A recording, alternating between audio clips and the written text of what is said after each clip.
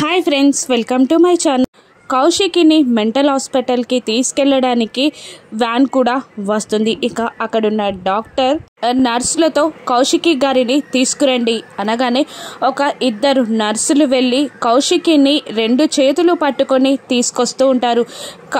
నిషిక యువరాజ్ వైజయంతి హ్యాపీగా ఫీల్ అవుతుండగా అప్పుడే అక్కడికి వచ్చిన జగదాత్రి ఆపండి అని అంటూ కౌశికి వెళ్లకుండా ఆపి మా వదినని వదలండి ఫస్ట్ అని అంటూ వాళ్ళ చేతుల్లో నుండి కౌశికిని విడిపిస్తూ ఉంటుంది జగదాత్రి.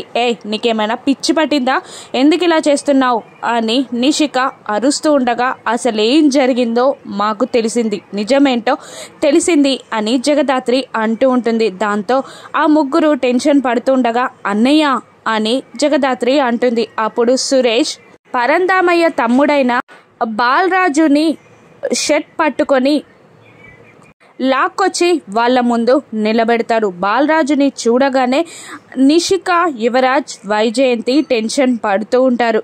ఇక ఇలా చెప్తూ ఉంటాడు సురేష్, ఇతను మా నాన్నగారైన పరందామయ్య గారి తమ్ముడు, చేసిందంతా వీడే అని అంటుంటాడు సురేష్. ఇక కౌశికి అతని కాలర్ పట్టుకొని చెప్పండి, ఎందుకు ఇలా చేశారు, ఎందుకు నన్ను ఇంతలా బాధ పెట్టారు అని అరుస్తున్నట్టు బాధపడుతూ ఏడుస్తూ కౌశికి బాలరాజుని నిలదీస్తూ ఉండగా యువరాజ్ నిషిక చెప్పడం వల్లే ఇలా చేశాను అని అనేస్తాడు. నిజం చెప్పేస్తాడు బాలరాజు. దాంతో షాక్ అయి కౌశికి యువరాజ్ నిషికాలని చూస్తూ ఉండిపోతుంది. వాళ్ళు టెన్షన్ పడుతూ ఉంటారు. ఇప్పటికైనా వాళ్ళతో బంధం తెంచుకుంటుందా కౌశికి?